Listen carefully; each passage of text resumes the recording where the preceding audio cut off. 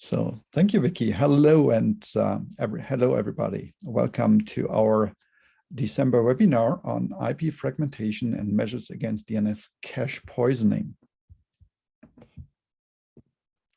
So this is a study that I worked on together with my good colleagues Roland from Rijswijk, Patrick Koetter, and we did this under contract from the BSI, which is the German Federal Office of Information Security.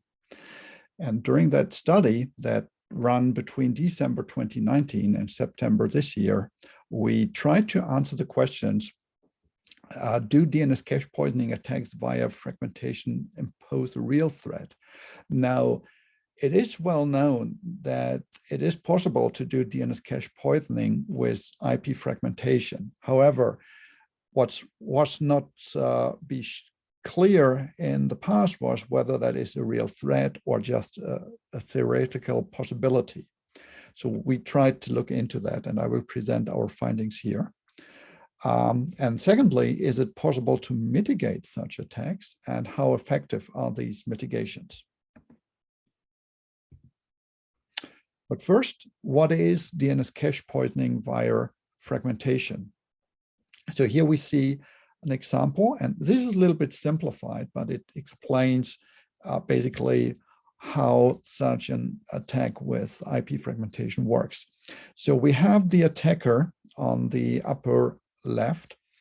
We have a DNS client that will send the DNS query on the bottom. In the middle, we have the DNS resolver that unfortunately doesn't do DNSSEC validation. And we have an authoritative DNS server that also has no DNSSEC signed zones. So all these attacks would be mitigated automatically by using DNSSEC, both on the authoritative side and on the DNS resolver side. So this only works if there's no DNSSEC, either no DNSSEC on the DNS zone on the authoritative side or no DNSSEC on the resolver. It starts by the attacker sending ICMP spoofing to lower the path MTU between the DNS resolver and the authoritative DNS server. So basically what the attacker is doing, the attacker is sending an ICMP error message that seems to be coming from the DNS resolver in the middle, but is actually coming from the attacker. And it's going towards the authoritative server. And that ICMP error message tells the authoritative server, hey, you're sending two big messages, two big IP messages here. My upstream path is much lower. You have to send smaller IP packets. And this is possible because ICMP is not authenticated at all, neither in IPv4 nor in IPv6, and it's just a single error message. So the recipient, the authoritative DNS server, has no means to verify that this ICMP error message is coming from the attacker or from the correct source. So it assumes that this error message is coming from the DNS resolver in the middle. Next, the attacker waits for any client that sits behind the DNS resolver to send a DNS query. And because the DNS resolver doesn't have the answer to the query in its cache, it will forward that DNS query to the authoritative server, or it will query the authoritative server. So now, because the authoritative server has stored the information that the path MTU between itself and the resolver is smaller than the regular MTU of the Ethernet networks, it finds out that it needs to send the response in multiple chunks. So it needs to fragment the IP messages. The attacker knows that this query is going on, and the attacker is now sending a spoofed DNS answer. And the attacker is not sending the full answer, but it's sending the second fragment. This is because all the identifying information, all the checksums, and the query ID is in the first fragment. And the second fragment in a fragmented UDP message is only payload. So there's only either the answer section or the additional section or the authority section in there. But the header from the DNS message is usually in the first fragment. The authoritative server sends the first fragment. It doesn't matter if the fragments are received on the resolver in a different order. So it's okay if the resolver receives the second fragment first and then the first fragment, because that happens all the time in the internet. And the operating systems, they will just collect all the fragments and then bring them into the correct order. So the operating system now combines the first fragment, which is the correct one coming from the authoritative server, and the second fragment coming from the attacker to create the full DNS response. It will store that response in the DNS server's cache, in the DNS resolver's cache, and will then send the wrong DNS answer towards the client. And because that answer is also in the cache, any other client that will later request the same DNS data will also get the wrong DNS answer. So this is how DNS cache poisoning with IP fragmentation works. So first we looked into the amount of what we call a natural fragmentation that happens on a DNS resolver. And for that, in summer 2020, we measured all the DNS responses that are being received on a large ISP DNS resolver in Germany that has over 4 million home and business internet access customers. So we had a lot of data there, and we created a system that would only record the fragmented DNS responses and would look into the sources and the domain names that were in these fragmented responses to find out, is there really fragmentation happening in DNS responses on the internet? And we found out that on IPv4, 0.1% of all the DNS responses were fragmented. And we had 45 million responses, and 55,000 DNS responses from that were fragmented. So in relative numbers, it's rather low. 0.1% is not much, but in absolute numbers, that's still high. So 55,000 DNS responses, quite a large number. And on IPv6, it's even a little bit higher. So it's 0.11%. So it was 104,000 DNS responses out of roughly 100 million responses we have seen there.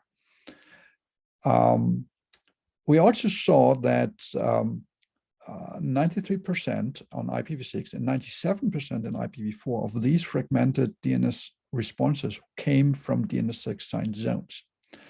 Now, if you now think, then, okay, if it is DNSSEC, then everything is good, then you are looking from the wrong perspective, because yes, the zones are DNSSEC signed, but that only means that the responses are secured if they are processed by a resolver that has DNS validation enabled.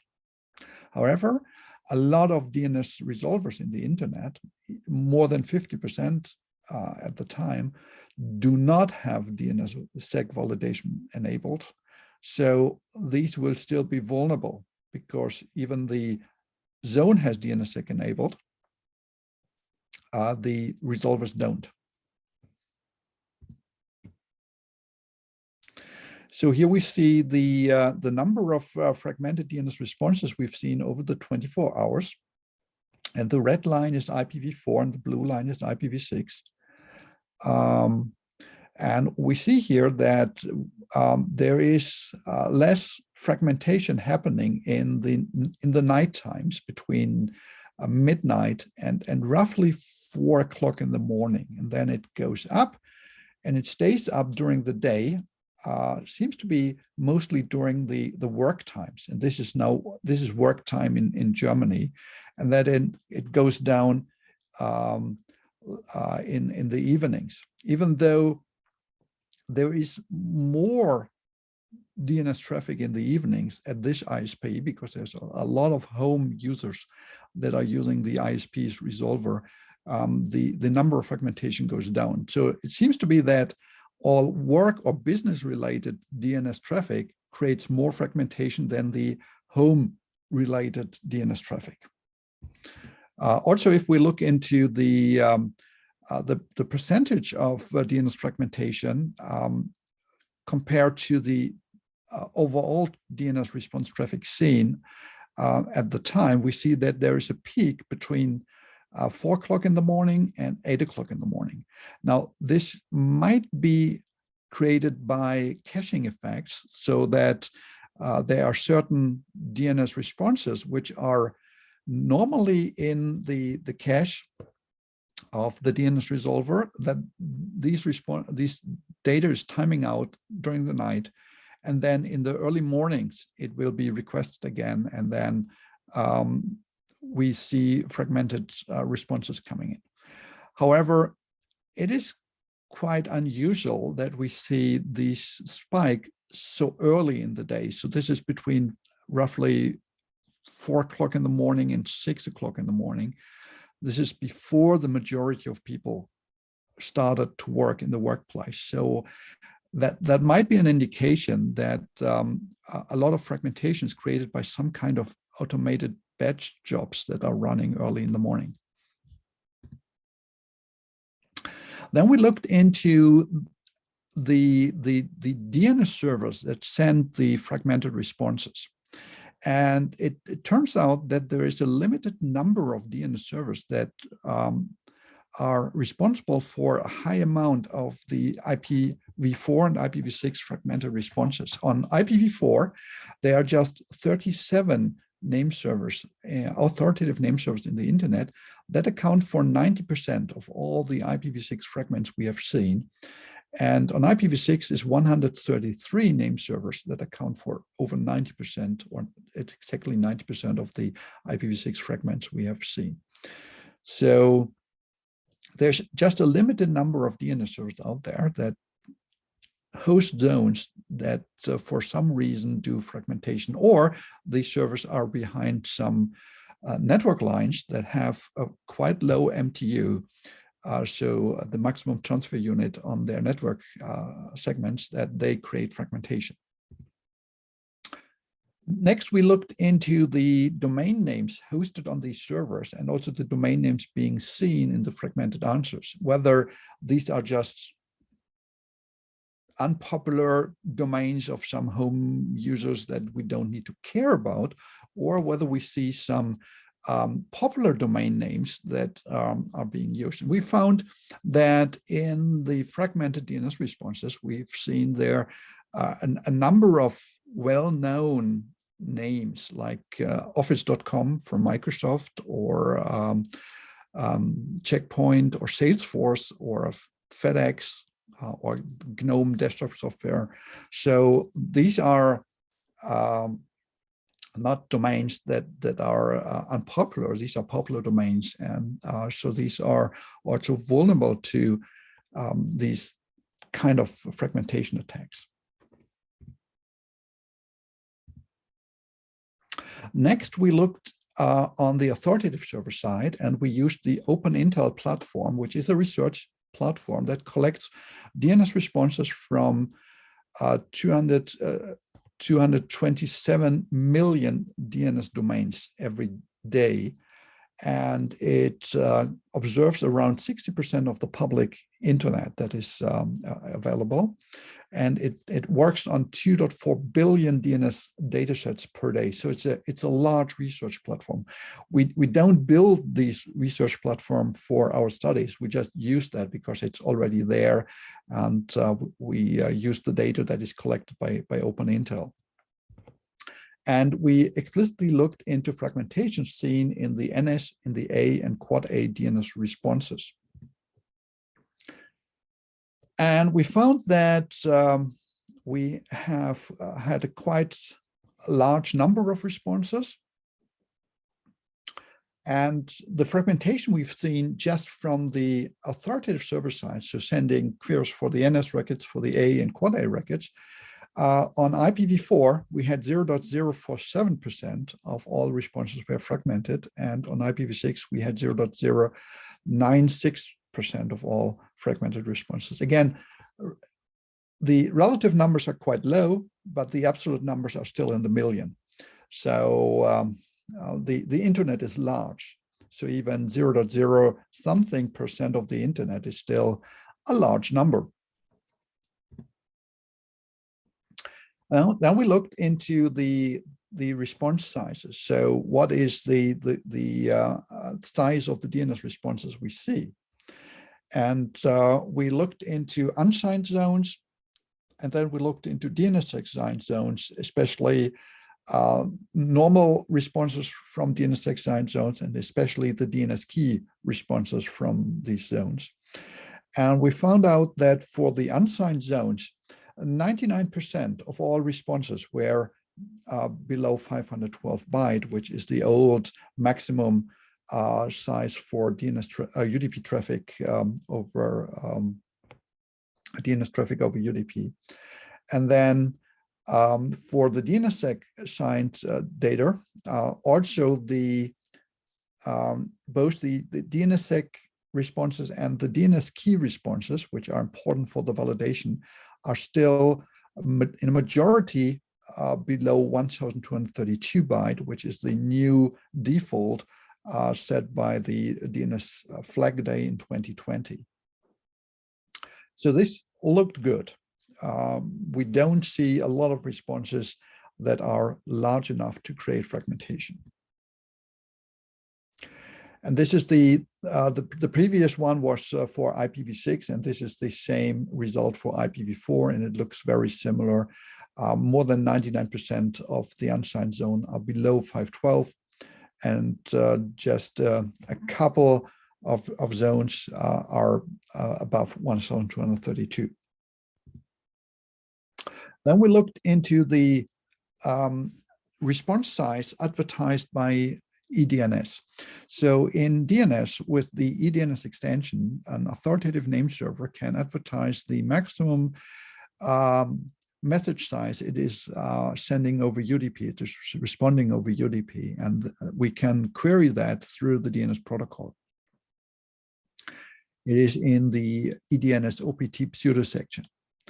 So what we see here is that there is a couple of machines, around 10%, that have set the eDNS buffer size to 512.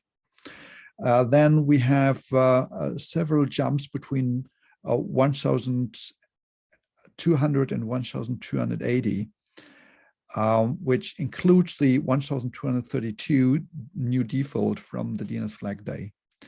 Then we have a large jump at 1472 and another large jump at 1680.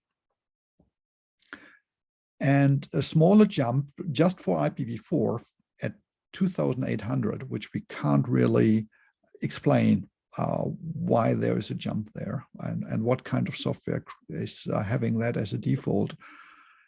Then we see a small blip on IPv4 and IPv6 for 4000 byte, because that is the default of the Microsoft DNS servers. So this is possibly created by all the Microsoft authoritative DNS servers visible in the internet. And then at the end, we have the large chunk of DNS servers, around 50%, that have the old default of the open source products like Bind and NSD and NOT. That is the old default before October 2020, before the flag day of 4096 bytes, which we can read as that at least 50% of the internet either have upgraded to new versions after October 2020, implementing the new defaults, or a lot of people have tweaked the default settings to be lower to prevent fragmentation, which is good, because there seem to be a larger number of DNS administrators out there that care about their DNS, and they did some research, read some blog posts, and changed the default configuration to be something different than 4096.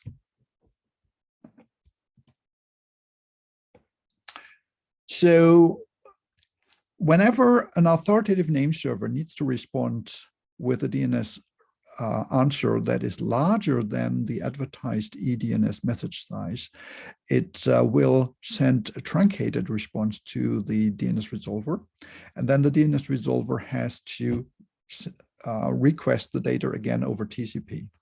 And for that to work, it is important that the authoritative server does support TCP.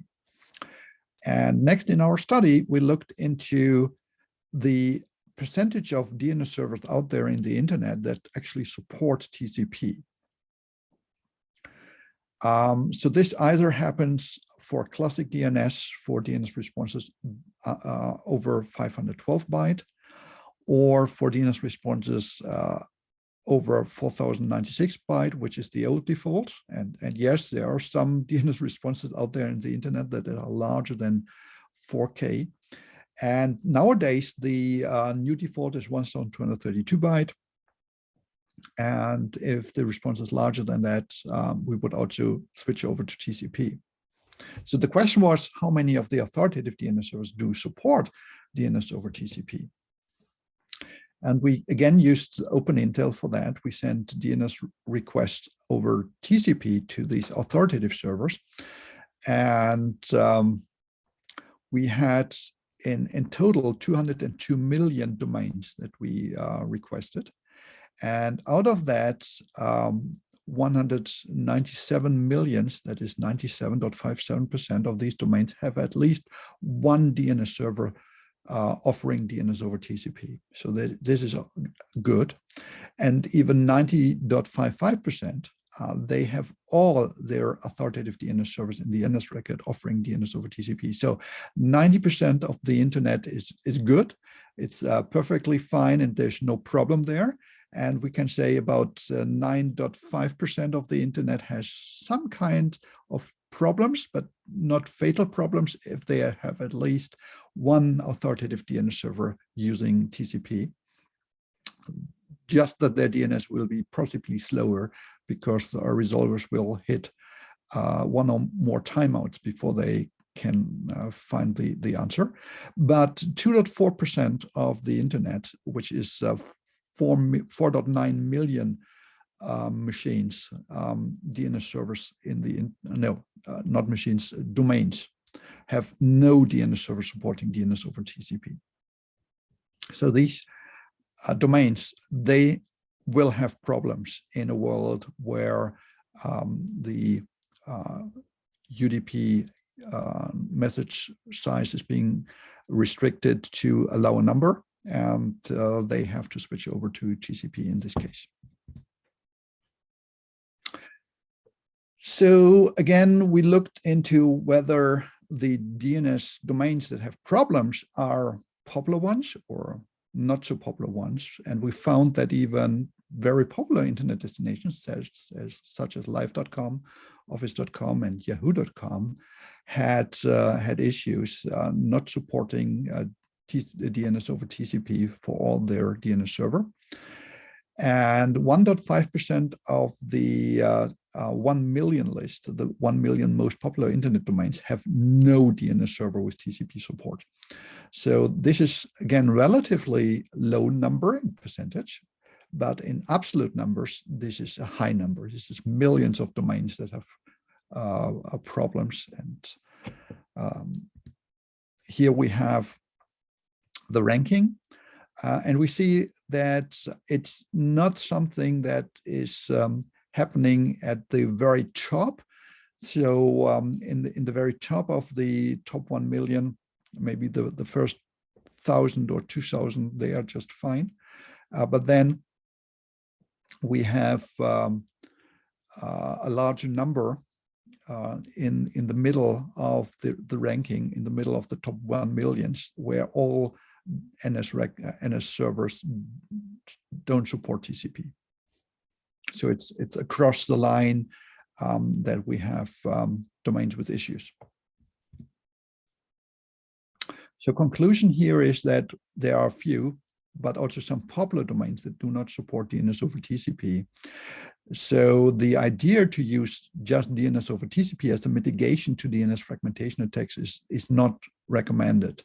So one of the ideas was to just switch over the DNS protocol completely over to TCP, not using UDP at all anymore, because then fragmentation is harder, but not impossible.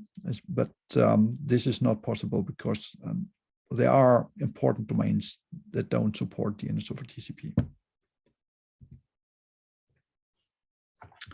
So next we looked into which operating systems and which DNS servers out there in the internet are actually vulnerable for ICMP spoofing. So where can an attacker lower the path MTU by sending fake ICMP error messages?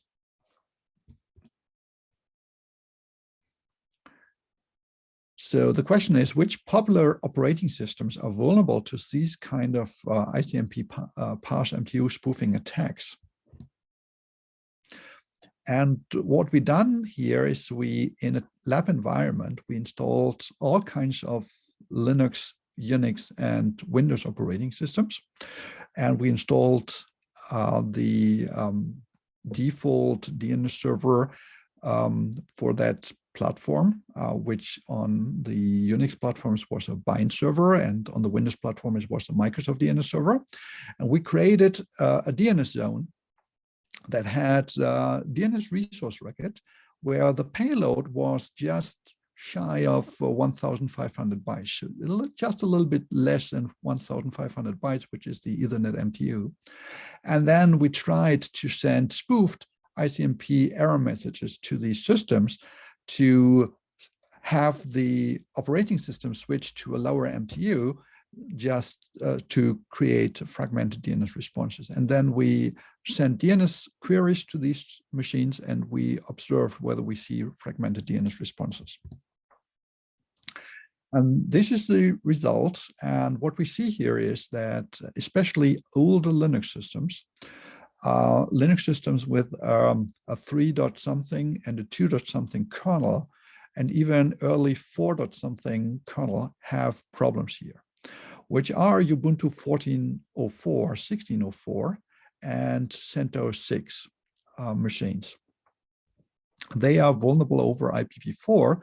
We were able to lower the path MTU down to 552 bytes, which is which brings us to 512 byte UDP payload if we subtract the IP header and the UDP header. So this is where the old 512 bytes comes along. For all the new Linuxes, which is Ubuntu 18.04 and CentOS 7, CentOS 8, also Red Hat 7, Red Hat 8, SUSE 15, and also FreeBSD and OpenBSD. And it's not appearing here in the list, but even the older FreeBSDs and the older OpenBSDs are not vulnerable. Also, all the Windows operating systems, we started with Windows Server 2008 up to Windows Server 2019, are not vulnerable over IPv4. It was not possible to lower the path MTU here. So you are, or we could say machines are vulnerable if they are running older Linux distributions, older Linux kernels in their system. For IPv6, it's a different story because there the IPv6 RC actually mandate that it should be possible with ICMP error messages to lower the path MTU down to the lowest permitted MTU for IPv6, which is 1,280. So because the RC are demanding that this is possible, we were able to lower the MTU to this value on all the machines, all operating systems. So over IPv6, all the machines are vulnerable and all the operating systems are vulnerable for this.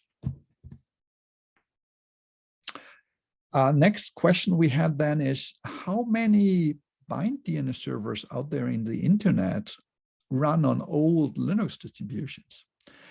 And now this is where the study leaves a little bit the pure scientific approach, because the numbers that we are collected here are not really scientifically proven, because what we did is we asked for the text record in the chaos class of the domain name version.bind, and that version number reported often contains not only the bind version number, but also the distribution name, Debian, Ubuntu, SUSE, or Red Hat, and also the Linux kernel version where the bind is running on. Of course, a lot of administrators have changed that from the default, so they're not reporting that. But still, we got some numbers here, but we could say that we collect the number from the clueless operators here. From the people who don't know that they can change or even should change this information. And we used OpenIntel to collect this data. And from what we've seen is that from the number of machines that report back a version number, default version number, now the most machines, the most bind servers in the internet run Red Hat Linux of some kind of type. Again, remember, this is the number of machines where the operator hasn't changed the version number or the version string. So if we say that most machines run Red Hat, it might be that there are more machines running Debian or Arch Linux or something else out there, but that all the Debian administrators are intelligent enough to change the version number. So what we've seen here is that 28% of all the DNS servers that we have seen in OpenIntel, which are 240,000 machines, run some version of Red Hat. And 0.9% was Red Hat 5, 11% of Red Hat 6, 14% Red Hat 7, and 0.2% Red Hat 8. Now this makes roughly 12% of machines that are vulnerable to this attack, because Red Hat 5 and Red Hat 6 are both vulnerable to an ICMP spoofing attack. And this is 0.9 plus 11.5%.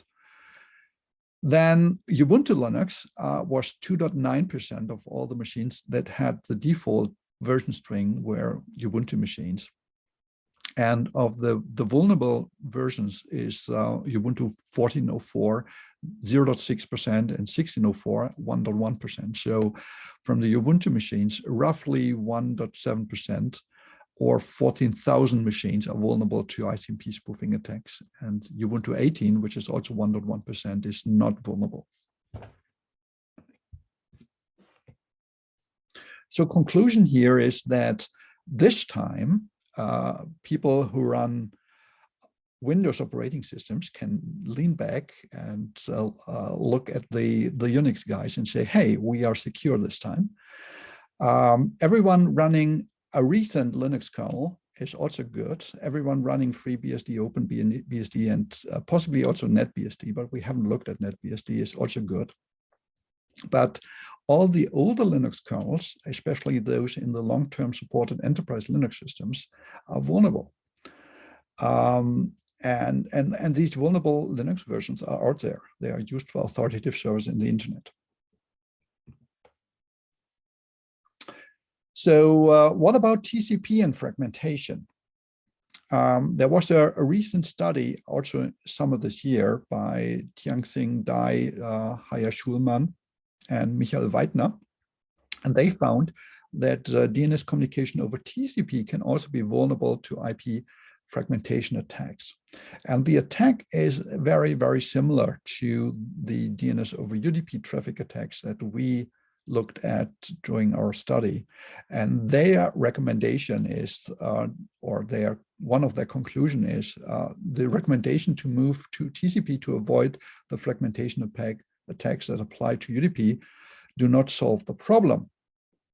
And I've put in here a link to a blog post where they explain their study, and also a YouTube video of a presentation they did on their study. So basically what they found out is that TCP even though it's a little bit harder to do fragmentation attacks there, it's still possible. So using TCP, switching to TCP is not a good mitigation. So what are good mitigations? What are our recommendations coming from this study? For operators of DNS resolvers, we recommend, that is, we, the people who do the study, who did the study, is to use the default Ethernet MTU for DNS server networks. Don't use any kind of tunneling that is using a lower MTU than the Ethernet MTU. That can lead to fragmentation. For example, don't use any kind of VPNs in front of your DNS resolvers or for your DNS resolvers. Don't use stuff like IP over IP or something like the Lisp protocols that can create lower MTUs and that can create the fragmentation. Second is restrict the DNS response size over UDP to 1232 byte, which is the new default. But if you are running a DNS server that has been published before October 2020, that is still using the older default of 4096, go into your configuration, change the default to 1232. Support DNS over TCP, because if you lower the response size over UDP, your resolver will eventually use queries over TCP, so the path must be open. Check the firewalls in front of your DNS resolvers that they allow DNS over TCP out to the internet. Also, if you're running a long-term supported operating system, especially if you're running a long-term supported Linux system, evaluate the security risks that are coming with this long-term supported operating systems and evaluate whether it might be a wise decision, at least for the DNS resolver, to use a fresh Linux kernel. So not wait the 10 years that a long-term supported Linux is supported, but maybe upgrade after 4 or 5 years to get a more modern kernel and more modern features. If you implement the DNS response size limitation to 1232 byte, we found that it is okay, that there's no harm by dropping all the fragmented DNS responses in the firewall. We tested this actually, or we ran this configuration at a German ISP for over a year. And that was this ISP with over 4 million clients on there. We had a firewall configuration that was blocking all fragmented DNS responses coming from the internet. And there was no single incident where a customer reported that some domain was not resolvable. So that was, at least from our point of view, from our experience in a real world scenario at an ISP, completely risk-free to do that. And another recommendation here is to monitor the DNS traffic for fragmentation. Even though you are dropping the DNS responses, you still want to know when it happens in order to figure out, might there be an attack? Because if there's an attacker that is willing to attack some resources of yours through DNS, if that doesn't work, that attacker might go on and find other security vulnerabilities. So you might want to be aware of that. This can also be done in the firewall. If you configure your firewall to drop all the fragmented DNS responses, then the firewall should log that. And then the logs should be automatically processed to find anomalies and to find high amounts of dropped fragmentation traffic.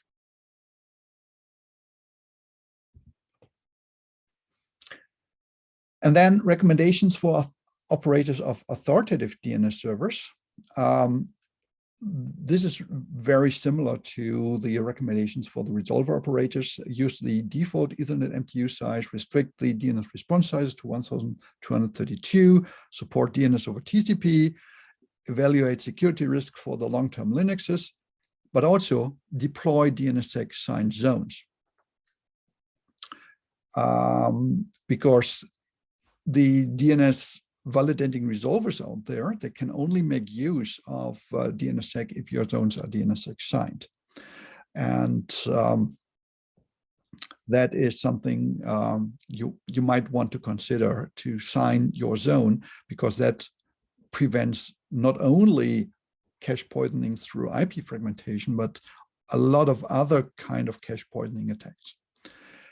Avoid large DNS resource record sets. We found, especially with the TXT records that are on the apex of a zone, that is on the main domain name of a zone, there's more and more it becomes popular to store some kind of authorization tokens there. So the TXT record set on the domain name grows larger and larger and larger, and that creates very large responses that are vulnerable to these kind of attacks. And because these responses have authorization tokens, they are also something that attackers might want to attack, because they can do real harm by spoofing these responses. Minimize any responses, because any responses can also be used to create large responses that are fragment. And in bind, you can also enable minimal responses that only fill the additional section and the authority section if needed by the protocol, that creates leaner DNS response messages and also prevents fragmentation.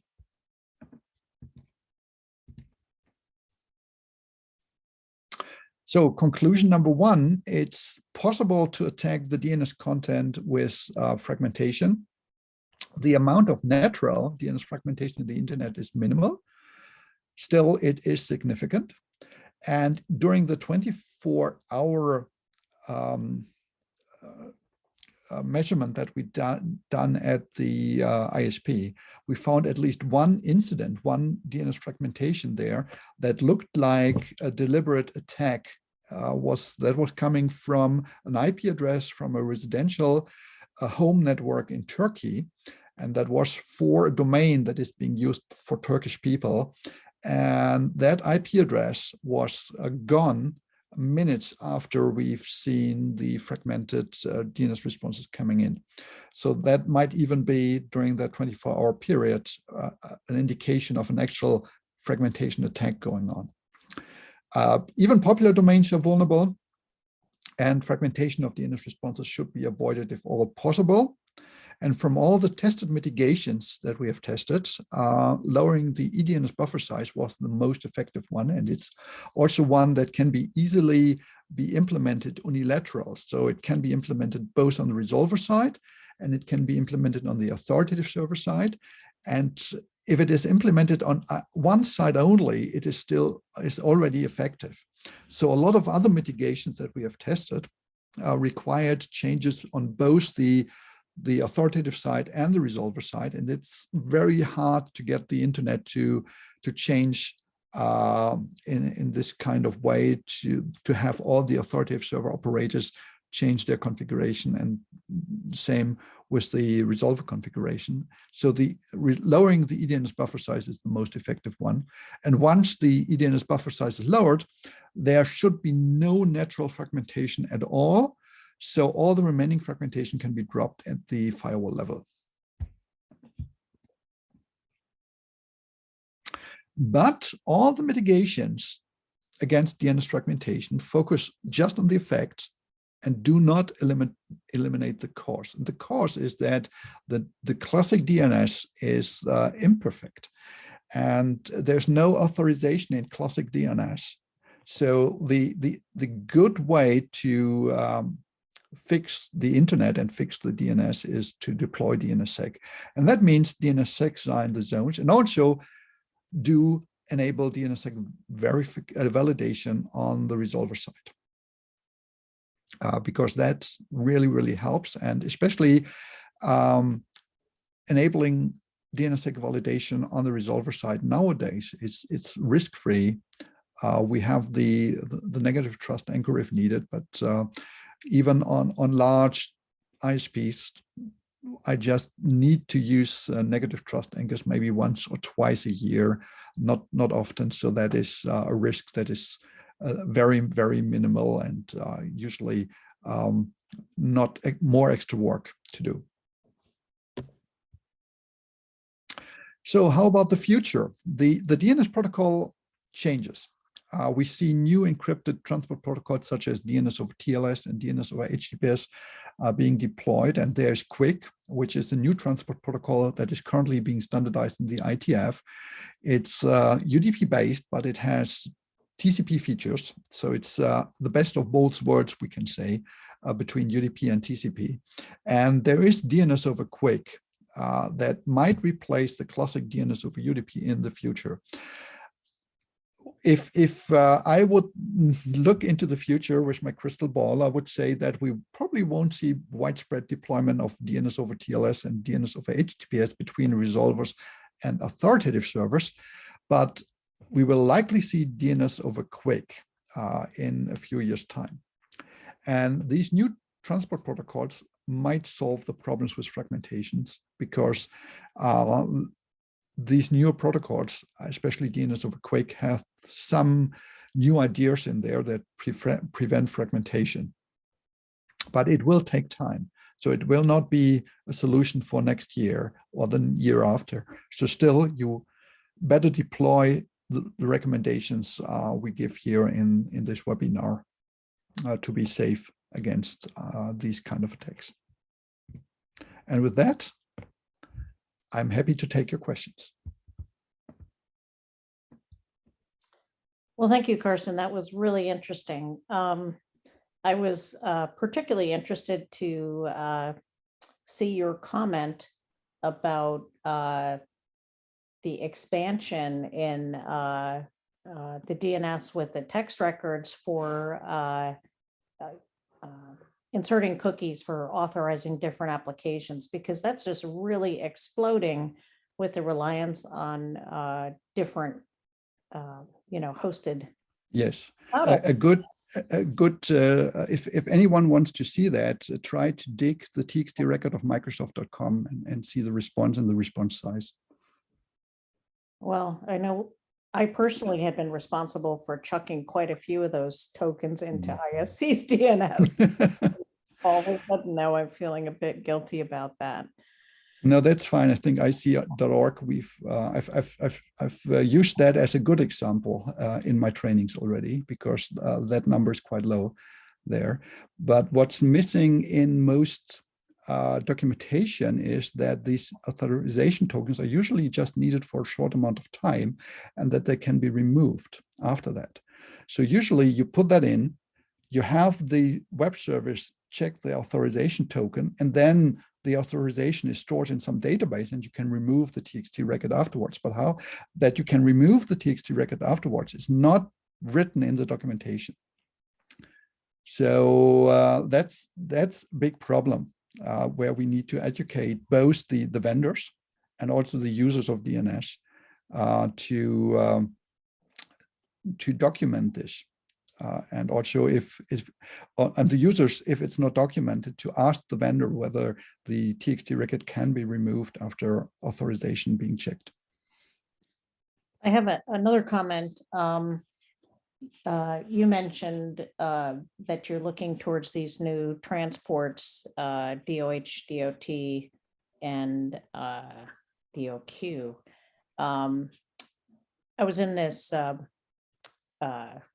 DNS resolver forum that ICANN ran yesterday, and Puneet Sood from Google reported that Google's public DNS, 12% of their queries now are DOT and DOH, about evenly distributed between DOT and DOH. And I'm sorry.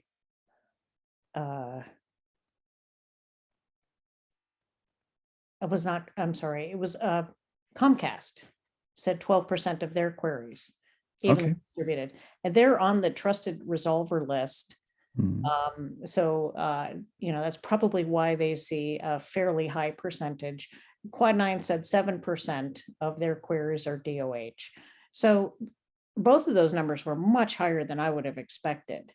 Comcast has an enormous user base and an enormous number of queries, and for them to be hitting 12% is amazing. But the point I wanted to make was that an explosion in use of DOT and DOH brings other issues. Yes. All of a sudden, you have a lot more TCP traffic. Anyhow, so far there are no questions. So if anybody wants to ask Carsten anything, this is your chance. Put a message in the chat or the Q&A if you like. We did have a couple of questions earlier, but you answered them as you went along. Yeah, the study is not public, but it will be published possibly beginning of next year, and it is in English language. So I can't so far give a link where you can read the full study, but it will be published early next year at the BSI, the German Office of Information Security's website, and there will be possibly more presentations during ITF and RIPE meetings and maybe blog posts, and there you can then find the links to the study. So this is just an early presentation on the findings. Yes, and I think that one of the points that you made very strongly is that this is just one cache poisoning attack. There have been others, there will be more. And the only solution that protects against the entire class of cache poisoning attacks is DNSSEC signing and validation. Yes.